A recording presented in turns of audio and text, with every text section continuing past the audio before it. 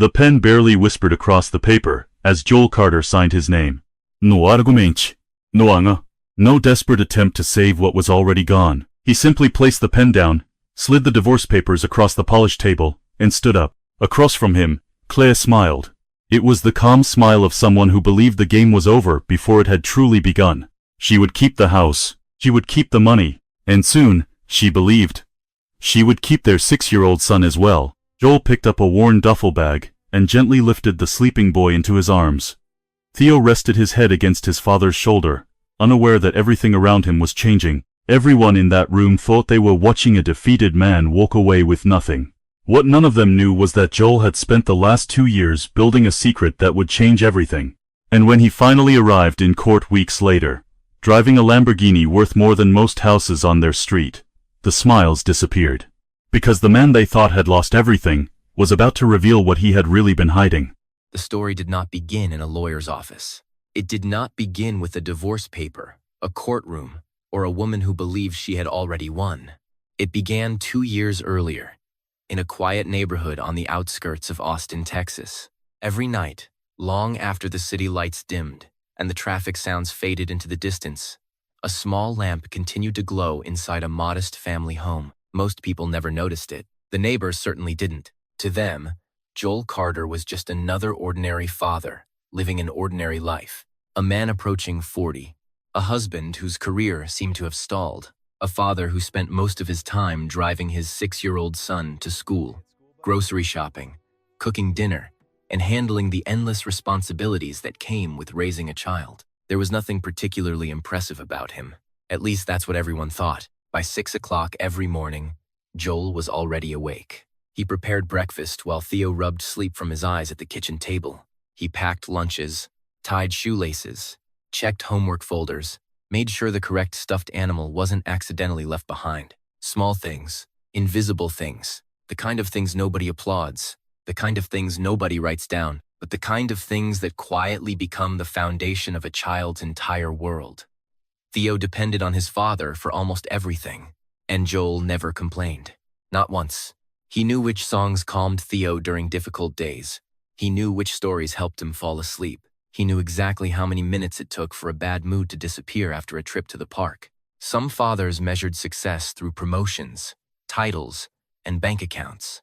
Joel measured it by smiles, by bedtime hugs, by hearing his son's laughter from the back seat, and strangely enough, he was content with that, at least on the surface, because when the house finally became quiet each night, another version of Joel emerged, a version nobody knew existed. Around midnight, after Theo was asleep and the dishes were washed, Joel would walk down the hallway and enter the smallest room in the house.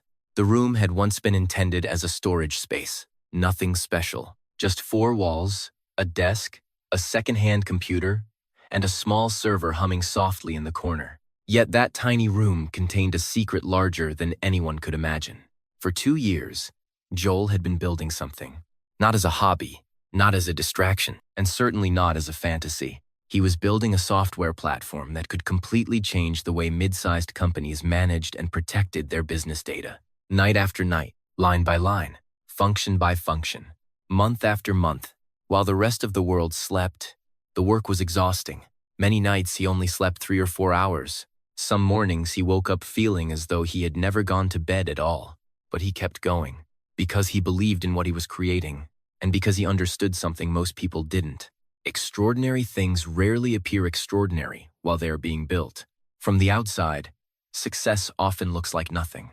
Just repetition, patience, silence.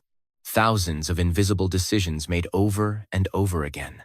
Joel understood that, so he kept working.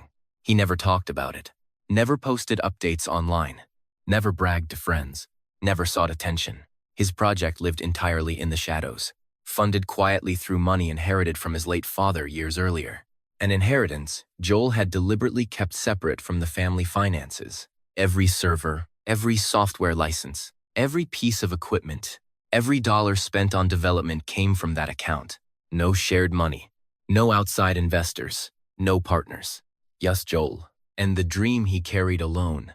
When the platform reached a major milestone, he quietly registered the intellectual property under his own name. No announcement, No celebration, just another item on a long checklist. Then he went back to work, because that was who he was. A man more interested in building than talking. Unfortunately, not everyone saw that as a strength, least of all his wife. Claire Whitmore had once admired Joel. Years ago, when they were young and struggling together, she loved his intelligence, his calm confidence, and the way he never seemed intimidated by difficult problems. But people change. Success changes people too. Claire had become one of the most respected marketing executives in Austin. She managed major campaigns, led important meetings, traveled frequently. Her name carried weight in professional circles. People listened when she spoke. Doors opened when she arrived. She had worked hard for that success. No one could deny it. But somewhere along the way, she began looking at her husband differently. At company dinners, colleagues would ask what Joel did. There was always a brief pause before she answered. A freelance software engineer. The pause grew longer each year. The pride disappeared. The explanation became smaller. Because in Claire's world, titles mattered. Appearances mattered. Status mattered. And Joel didn't seem to have any of those things. She saw a man who stayed home too often. A man without a corner office. A man without a prestigious title. A man whose biggest daily accomplishment seemed to be picking up a child from school on time. What she didn't see were the midnight hours. The glowing lamp. The server humming in the small room. The software platform slowly becoming more valuable with every passing week. Or perhaps she saw glimpses of it and dismissed it. Either way, she stopped asking questions. And when people stop asking questions, assumptions take their place. Claire assumed Joel had stopped growing. She assumed he had become comfortable. She assumed his potential belonged somewhere in the past. Those assumptions slowly became beliefs. And those beliefs eventually became decisions. The decision arrived on an ordinary evening. No argument preceded it. No dramatic confrontation. No shouting. No tears. Claire walked into the kitchen shortly after 8 o'clock, placed her handbag on the counter, and calmly informed her husband that she wanted a divorce. Just like that, as if she were discussing a schedule change, as if the future had already been finalized. Joel stood quietly at the sink, a dish towel in his hands, listening, watching, understanding. He immediately recognized something important. This wasn't a conversation, it was a notification. The decision had already been made. The lawyers had already been contacted. The plan had already been prepared. And somewhere deep inside, Joel realized the marriage had been over long before that evening. For months, he had noticed another name appearing repeatedly on Claire's phone. Derek Sloan, a business associate, a new professional connection. At least that was the explanation. Joel never searched through her messages, never checked her accounts, never played detective.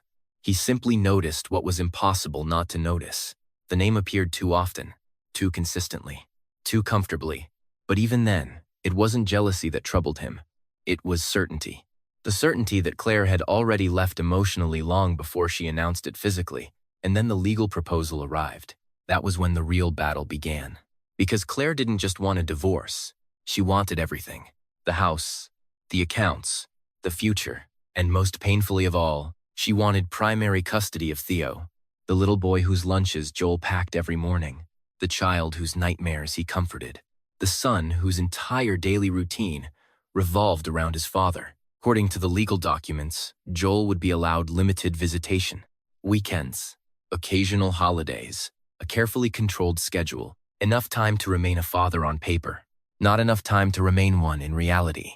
As Joel sat at the kitchen table reading the proposal, Theo played nearby with a tower of blocks. The boy smiled, laughed, invented stories, completely unaware that adults in expensive offices were deciding how much of his father he would be allowed to keep. And for the first time since the divorce began, something inside Joel became perfectly clear. He could lose the house, he could lose the money, he could lose the marriage, but he would not lose his son. No matter how difficult the fight became, no matter how long it lasted, no matter what it cost. Because while everyone else saw a man with nothing, Joel Carter knew something they didn't. The quietest people are often building the strongest foundations. And very soon, everyone would discover exactly what he had been building in that small room after midnight. Chapter 1. The Lawyer. Everyone feared. The promise Joel made to Theo changed everything. For several days after receiving Claire's proposal, he barely slept. Not because he was afraid of losing money, not because he was afraid of losing the house, but because every line in those legal documents seemed designed to reduce fatherhood to a schedule. 2 weekends a month, a few holidays, a handful of approved visits, as if being a father were something that could be measured by a calendar. On paper, Claire's attorneys had built a strong case. Joel had no corporate title, no executive salary, no major assets visible to the court. Everything looked exactly the way Claire wanted it to look. A successful executive mother, a struggling freelance father. The outcome seemed obvious. And that was exactly what worried Joel. One Tuesday morning, after dropping Theo off at school, he sat alone in the parking lot. The engine had already stopped. Children were disappearing into classrooms. Parents were driving away, but Joel remained motionless behind the wheel. For the first time in years, he felt uncertain. Not about the software, not about his future, about his son. Then he remembered something Theo had asked days earlier. "Dad, are you still going to be here when I'm big?" The question returned like an echo. And suddenly, the answer became obvious. He couldn't surrender. Not this time. Joel took out his phone and called the only person people kept recommending, Sandra Oaks, a family attorney whose reputation seemed almost legendary. Whenever her name appeared in conversations, people lowered their voices, not because they feared her, because they respected her. The phone connected on the second ring. Oaks. The voice was calm, sharp, efficient. Joel introduced himself and explained the situation. There was silence for several seconds.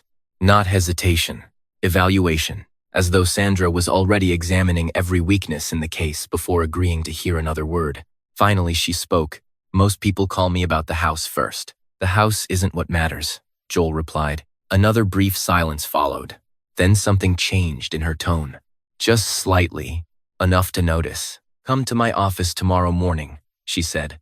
"Bring every document you have." The meeting lasted nearly 2 hours. Sandra read Claire's proposal without showing emotion. When she finished, she placed the papers neatly on her desk and looked directly at Joel. On paper, she said, "You look very weak." Joel appreciated the honesty. No false encouragement, no comforting lies, just facts. Sandra explained exactly how Claire's team would present the case. They would never call him a bad father. That would be too obvious. Instead, they would describe him as unstable financially, dependent, a man without clear income, a man unable to provide long-term security. The argument would sound reasonable, and that made it dangerous. Then Sandra asked a question nobody else had asked. "Tell me about the software." Joel explained everything. The inheritance from his father, the separate bank account, the years of midnight work, the intellectual property registration, the servers, the development costs, the fact that no shared marital funds had ever been used. Sandra listened carefully. When he finished, she leaned back in her chair. For the first time, she seemed interested. "That," she said quietly, "is much better than you realize." Joel frowned. "What do you mean?" Sandra folded her hands. "It means you may not be nearly as vulnerable as they think." Then her eyes narrowed slightly, the way they might if she had just discovered the first crack in an opponent's strategy. "But from this moment forward," she continued, "you follow my instructions exactly." Joel nodded. "What do I do?" Sandra slid the divorce agreement across the desk. "Sign the divorce." Joel stared at her. "What?" "Sign the divorce," she repeated. "Let them think they've already won." A slow smile appeared at the corner of her mouth. Sometimes, the strongest move in a courtroom is allowing your opponent to underestimate you. At that moment, neither of them knew how valuable that advice would become, because somewhere else in Austin, Claire was already making plans, and she believed the man she was about to destroy had absolutely nothing left to fight with. Number Chapter 2. A war fought one weekend at a time. Joel followed Sandra's instructions exactly. A few weeks later, he sat inside a polished conference room across from Claire and her legal team. The divorce agreement rested on the table between them. Everyone expected resistance, arguments, negotiations, perhaps even anger. Instead, Joel simply picked up the pen and signed. No protest. No questions. No attempt to bargain. Claire watched him carefully.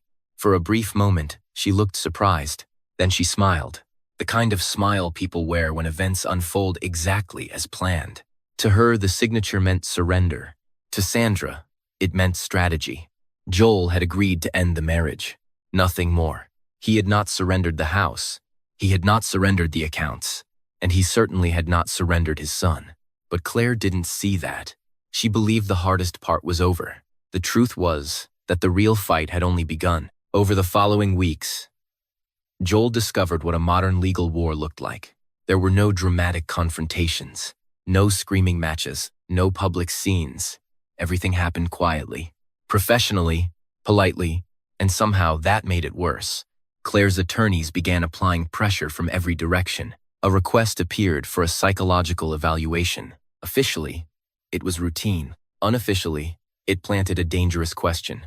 Was Joel emotionally stable? Could a man without a traditional career provide a secure environment? Was he truly capable of raising a child on his own? The questions themselves were the weapon, because answering them was nearly impossible. If Joel objected too strongly, he looked defensive. If he cooperated quietly, people assumed there might be something to investigate. Sandra recognized the tactic immediately. They aren't trying to prove you're unstable, she explained. They're trying to make stability part of the conversation. Joel understood. The accusation didn't need to succeed. It only needed to exist. But the evaluation wasn't the worst part. Theo was, more specifically, access to Theo. At first, the changes seemed small. A weekend visit was postponed because of a scheduling conflict. Another was shortened because Claire claimed Theo wasn't feeling well. Then an entire weekend disappeared. According to Claire, their son had a cold. Yet when Joel spoke to him on the phone, Theo sounded energetic and cheerful. The boy spent most of the conversation asking when he could see his father again. Each individual incident sounded reasonable. Together, they formed a pattern Joel couldn't ignore. Claire wasn't attacking him directly anymore. She was attacking his endurance, one canceled weekend at a time, one disappointment at a time, one emotional wound at a time. The message was clear. Fighting would be expensive. Fighting would be exhausting. Fighting would hurt. And eventually she expected him to give up. Many people would have. Most people probably would. But Claire continued making the same mistake. She still believed Joel's greatest strength was his patience. She hadn't yet realized it was his persistence. There was a difference. Patience waits. Persistence moves forward, even when it hurts, especially when it hurts. Meanwhile, Joel continued gathering documents for Sandra. Bank records, receipts, development logs, registration paperwork, server purchases. Every piece of evidence connected to the software project. Some nights he worked until 2 or 3 in the morning, then woke a few hours later to make Theo's breakfast. The pressure was becoming enormous, yet strangely, he felt calmer than before. Because now he had a purpose. Every document collected, every receipt located, every timestamp preserved. It all served the same goal, keeping a promise. One Thursday afternoon, everything changed. Joel was sitting in Sandra's office reviewing records when she suddenly stopped speaking. Her eyes narrowed at the computer screen. For several seconds, she didn't move. Then she looked at him. "Mr. Carter." Something in her voice immediately caught his attention. "What is it?" Sandra turned the monitor toward him. "I need to ask you a question." Joel leaned forward. "Did you know someone is trying to buy your software platform?" The room went completely silent. For a moment, Joel thought he had misunderstood. "Buy it?" Sandra nodded. "A technology investment fund." He stared at the screen. Numbers filled the document. Large numbers, unfamiliar numbers, the kind of numbers that changed lives. "The valuation they're discussing," Sandra continued carefully, "is in the 8-figure range." Joel blinked. He honestly didn't know what to say. For 2 years, the project had existed in silence. A private mission carried out after midnight. No investors, no presentations, no marketing campaign, no public launch. And now someone wanted to buy it for millions of dollars. "Did you contact them?" Sandra asked. "No." "Did anyone know the project was available?" "No." "Then how did they find it?" Joel thought about the open repository he had published months earlier, the testing environment, the public code, the architecture. Then he slowly shook his head. "I don't know." Sandra looked back at the screen, but Joel noticed something unusual. She wasn't smiling. She wasn't excited. She looked concerned. very concerned. Finally, she leaned back in her chair. Because I've spent 22 years doing this, she said quietly, and I've learned to distrust convenient timing. Joel felt a cold sensation settle in his chest. What are you saying? Sandra folded her hands. I'm saying this offer arrived at exactly the same time your wife began racing toward divorce. She paused, then delivered the sentence that would change everything, and I think that's far more than a coincidence. Suddenly, the custody battle no longer looked like a simple divorce. It looked like something much bigger. And for the first time, Joel began to wonder whether Claire hadn't been trying to leave a man with nothing. Maybe she had been trying to leave before everyone discovered exactly how much he was worth. Number. Chapter 3. The Truth Behind the Divorce. For several minutes after Sandra revealed the valuation, neither of them spoke. Joel simply stared at the screen. 8 figures. The number felt unreal, not because he had never dreamed of success, but because he had spent so long building in silence that he had stopped expecting anyone to notice. For 2 years, the software had existed in the background of his life, hidden behind school pickups, bedtime stories, grocery lists, laundry, the countless responsibilities that came with being a father. Now, suddenly, strangers were assigning enormous value to something he had built alone in a tiny room after midnight. Most people would have been excited. Joel wasn't, because Sandra wasn't, and that bothered him. When someone with 22 years of courtroom experience looked worried instead of impressed, there was usually a reason, a serious one. Sandra opened another file, then another. She compared dates, cross-checked emails, reviewed legal correspondence. The deeper she looked, the quieter she became. Finally, she turned her chair toward Joel. Tell me something honestly. Joel nodded. When exactly did Claire file for divorce? Joel gave her the date. Sandra typed it into her notes. Then she pulled up another document. The investment fund first began researching your platform 3 weeks before that. Joel frowned. What does that mean? It means they didn't discover your project yesterday. She pointed at the screen. They'd already been looking. Another document appeared. Then another. Each one added a new piece to the puzzle.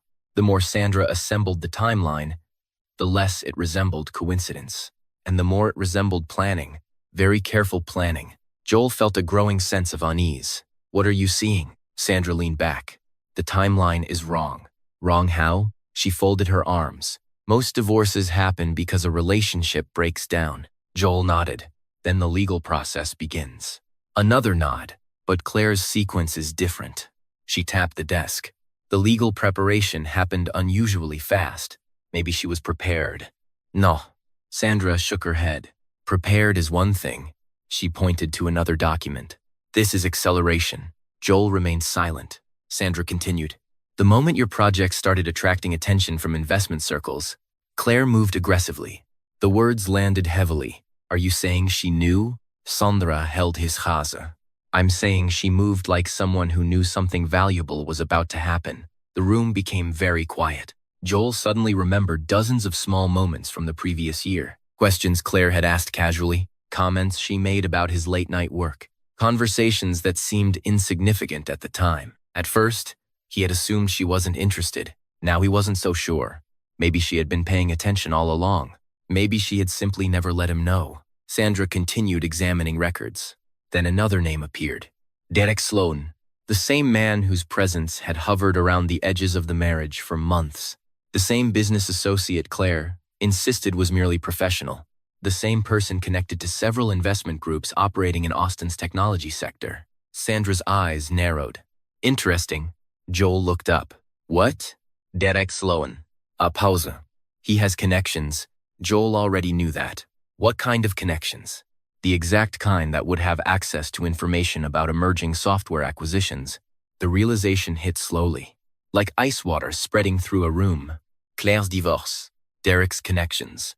The sudden buyout interest. The aggressive custody strategy.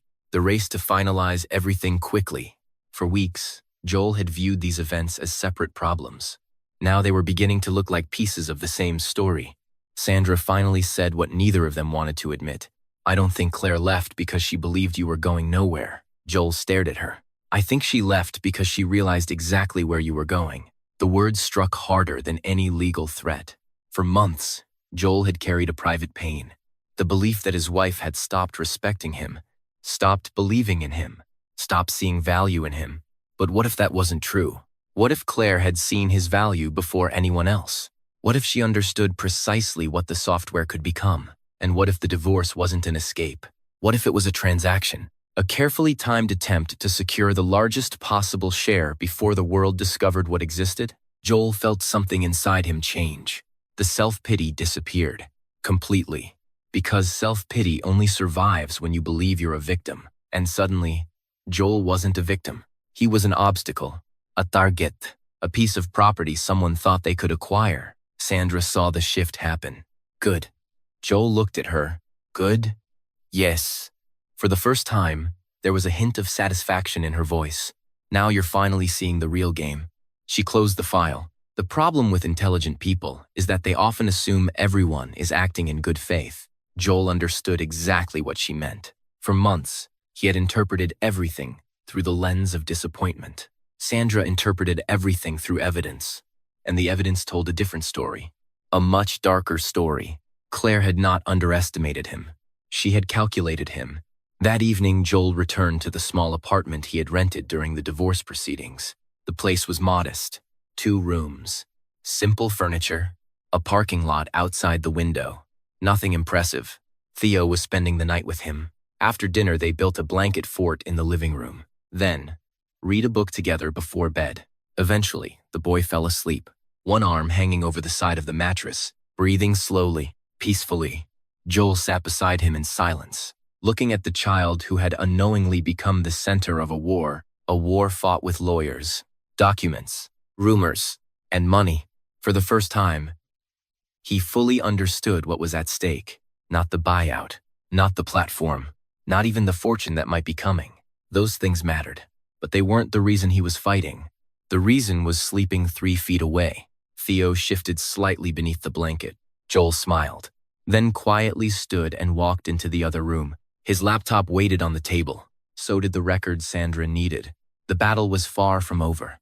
In fact, it was becoming more dangerous, because somewhere across Austin, Claire still believed she controlled the board. She still believed she knew every move available. What she didn't know was that Sandra had begun tracing something else, something potentially devastating. Information about Joel's software had reached people who should never have known it existed, and if Sandra could prove where that leak came from, the entire case might collapse around Claire and Derek. At the exact moment they believed victory was within reach. And for the first time since the divorce began, Joel wasn't the one being cornered. Someone else was. The moment Claire realized Joel wasn't going to surrender, the pressure increased. Not dramatically, not publicly. People like Claire never fought that way. They fought quietly, strategically, one careful move at a time. At first, the changes were almost invisible. Then they became impossible to ignore. Sandra noticed it before Joel did. The investment fund that had expressed strong interest in purchasing the software suddenly became cautious. Meetings were postponed. Phone calls became shorter. Questions became more frequent. The enthusiasm that had surrounded the project only weeks earlier began to cool. Something had changed, and nobody could explain why. One afternoon, Sandra received a call from one of the attorneys representing the investment group. The conversation lasted less than 10 minutes. When it ended, she immediately called Joel. Something's wrong. Joel heard it instantly in her voice. What happened? The fund is hesitating. Joel felt his stomach tighten. Because of the divorce? Officially, yes. Sandra paused. Unofficially, I think someone is feeding them information. That possibility had been sitting in the back of Joel's mind for weeks. Now, it was moving into the light. Over the next few days, Sandra began investigating. She reviewed correspondence, compared timelines, tracked who had access to specific information. The deeper she dug, the more suspicious everything became. Then, the first real clue appeared. A small technology news website published an article about Joel's software platform. The article looked harmless at first glance. Professional, neutral, objective. But Sandra immediately spotted the problem. Several details inside the article were not public. In fact, they couldn't have been public. The article mentioned concerns about ownership disputes, connected to an ongoing divorce. It suggested that investors should proceed carefully because legal complications might emerge later. The language was subtle, carefully written, but its purpose was obvious. It wasn't designed to inform, it was designed to create doubt, and doubt was often enough. A few hours later, the investment fund officially paused negotiations pending further legal review. The timing was too perfect, too convenient, too precise. Someone wanted the deal delayed. Someone wanted uncertainty. Someone wanted Joel weakened before the custody hearing. Sandra printed the article and placed it on her desk. Then she began highlighting sections. One sentence, then another, then another. By evening, she had identified something important. The wording matched language used in legal communications surrounding the divorce. Not identical, but close enough to suggest a source. The information in the article could only have come from a very small group of people with direct knowledge of both the software project and the divorce proceedings. Sandra created a list. The names on it were short, very short. Claire Whitmore, Derek Sloan, and a handful of attorneys. Nobody else had access. Nobody else knew enough. The circle was narrowing. The next morning, Sandra met Joel in her office. Without speaking, she handed him the article. He read it carefully, then looked up. Someone leaked this. Sandra nodded. Yes. You know who? Not yet. Her answer was frustrating, but honest. We don't need guesses, she said. We need proof. Joel leaned back in his chair. For a moment, neither of them spoke. Then Sandra opened another file, and another. A slow smile appeared on her face. The kind of smile that only appeared when she found something useful. What is it? Joel asked. Sandra tapped the screen. The person who wrote this article spoke with a source. Joel frowned. Of course. No. She shook her head. Not just a source. Her eyes lifted to meet his. A very specific source. She turned the monitor toward him. There, buried inside communication records and timestamps, was the first trace of a connection between the reporter and someone linked directly to Derek Sloan. It wasn't enough to win a case. Not yet, but it was enough to start pulling on the thread. And Sandra intended to pull hard. For the first time, Joel saw genuine confidence in her expression. Not hope, not optimism, confidence. Because if the leak could be proven, everything would change. The custody battle, the asset dispute, the credibility of Claire's entire strategy. All of it. Sandra closed the file and stood. They think they're controlling the narrative. Joel looked at her. And? A faint smile appeared. People get careless when they think they're winning. Across town, Claire still believed the case was moving exactly as planned. Derek believed the buyout was falling apart. The investors believed they were simply being cautious. But none of them knew the same thing Sandra knew. The leak had left fingerprints, and for the first time since the divorce began, someone was finally close enough to see them. The morning of the custody hearing arrived with perfect weather, clear skies, bright sunlight, the kind of beautiful morning that felt completely disconnected from the battle waiting inside the courthouse. Joel barely slept the night before, not because he was afraid, because he understood what was at stake. Everything. His son. His future, the software he had spent years building. The truth itself. By 8 o'clock, Theo was already with a trusted neighbor. Joel knelt down before leaving and adjusted the boy's crooked collar. I'll be back before dinner. Theo smiled. The simple, unquestioning smile of a child who believed his father could solve anything. Joel hoped he was right. A few minutes later, he stood outside his apartment waiting. Sandra had told him a car would arrive, nothing more. Then he saw it. A black Lamborghini turned into the parking lot. The engine purred softly as it rolled to a stop in front of him. Joel stared. The driver's door opened. Grant Heller stepped out. The very investor behind the 8-figure acquisition offer. The man whose company had nearly walked away from the deal. Joel was genuinely surprised. What are you doing here? Grant smiled. Making sure you arrive correctly. The ride to the courthouse was quiet. Grant spoke only once. Most people spend their lives trying to look successful. Joel glanced over. And? You spent 2 years becoming successful. When they reached the courthouse, Grant parked a block away. Then he did something unexpected. He handed Joel the keys. You drive the rest of the way. Joel looked confused. Why? Grant's smile widened. Because some people need to see it. Joel understood immediately. This wasn't about the car. It was about perception. For months, Claire's team had painted him as a dependent husband, a struggling freelancer, a man with no leverage, a man with nothing. Today, that story would begin to crack. The Lamborghini rolled slowly toward the courthouse entrance. Reporters were already gathered outside. The buyout rumors had attracted attention. A multi-million-dollar software deal tied to a bitter custody battle made excellent headlines. Then the car stopped, the driver's door opened, and Joel stepped out. Conversations died instantly. Cameras turned. Reporters stared. Even Derek Sloan froze. Joel noticed it immediately. The confidence vanished from Derek's face. Not completely, just enough. Enough for Joel to see the first signs of uncertainty. Then Grant Heller stepped out of the passenger side. That changed everything, because people recognized him very quickly. Whispers spread across the courthouse steps. The investor, the deal, the software, the rumors. Suddenly, the story everyone thought they understood looked very different.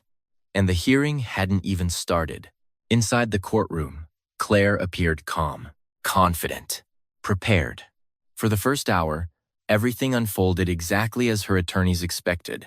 They presented Joel as financially unstable, a devoted father perhaps, but not a provider.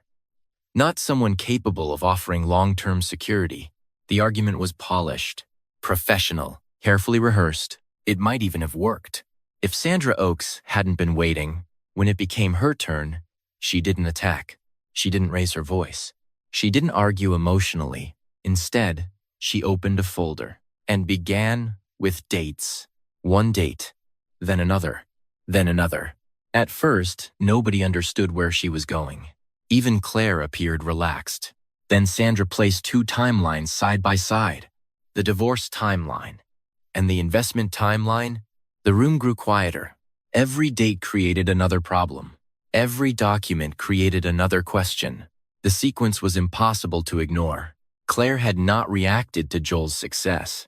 She had moved before it, weeks before it, months before the buyout became public. Months before anyone should have known the software's true value. Sandra let the evidence speak for itself. Then she delivered the sentence that changed the room. The petitioner did not discover this asset late. She paused.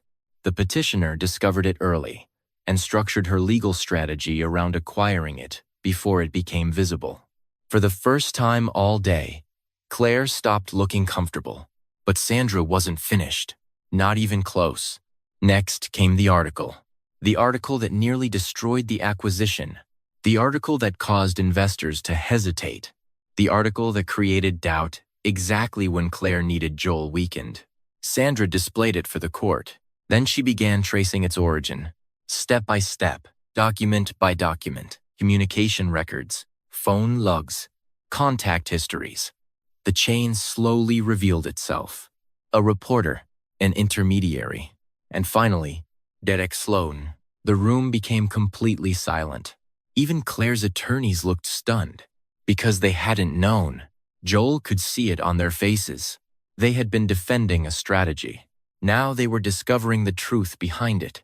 Sandra explained how confidential information had been passed intentionally, not to inform the public, but to manipulate negotiations, to delay the acquisition, to reduce Joel's leverage before the custody ruling. The entire operation had been designed to create uncertainty, and it had almost worked. Almost. Claire's legal team immediately objected, but the damage was done. The evidence existed, the timeline existed, the connection existed, and everyone in the courtroom knew it. Joel glanced toward the gallery. Derek Sloan was gone. At some point during Sandra's presentation, he had quietly left. He never returned. That alone told its own story. When Sandra finally sat down, the courtroom felt different. The energy had shifted completely. For months, Joel had been defending himself. Now Claire was defending herself. For months, people had questioned Joel's motives. Now they were questioning hers. The board had flipped. The game had changed. And for the first time since the divorce began, Claire realized something she had never considered possible. She wasn't winning, she was losing. And the man she believed had nothing, had just taken back everything. When the final arguments ended, the courtroom fell silent. The judge removed his glasses and looked down at the documents spread across his desk. For several moments, nobody spoke. Nobody moved. The entire room seemed to hold its breath. Joel sat quietly beside Sandra. Across the aisle, Claire stared forward without expression. Months of preparation, months of strategy, months of fighting. Everything had led to this moment. Finally, the judge spoke. His rulings came one at a time. Clear, direct, final. The request to freeze the software assets was denied. The acquisition process would continue without interference. The software platform was recognized as Joel's separate property, developed independently using separate funds and independent effort. The asset Claire had hoped to claim was no longer on the table, but Joel barely reacted, because that wasn't the ruling he cared about. Not really. Then the judge turned to the custody decision. The room became completely still. Joel felt his heartbeat in his chest. For all the money involved, for all the legal arguments, this was the only part that truly mattered. The judge reviewed the evidence, the parenting records, the schedules, the testimony, the documented history of who had actually raised Theo day after day. Then he looked directly at Joel. Primary custody is awarded to Mr. Carter. For a brief second, the words didn't feel real, as though they belonged to someone else's life. Then they settled, slowly, completely. Primary custody. Joel closed his eyes. Not from relief, not from triumph, from gratitude. The promise he had made beside Theo's bed would remain intact. He would still be there when Theo was 7, when he was 10, when he was 16, and when he was finally grown. The promise survived. That was enough. Across the courtroom, Claire remained motionless. There was no dramatic reaction. No anger, no outburst, just silence. The kind of silence that arrives when reality refuses to follow the plan. Months earlier, she had believed she was leaving behind a man who had failed, a man with no future, a man with nothing. Now she understood what everyone else was beginning to understand. Joel had never been standing still. He had simply been building quietly. And quiet people are often the easiest to underestimate. Outside the courthouse, reporters immediately surrounded the entrance. Questions flew from every direction. Microphones appeared. Cameras followed. But Joel ignored most of it. The headlines would take care of themselves.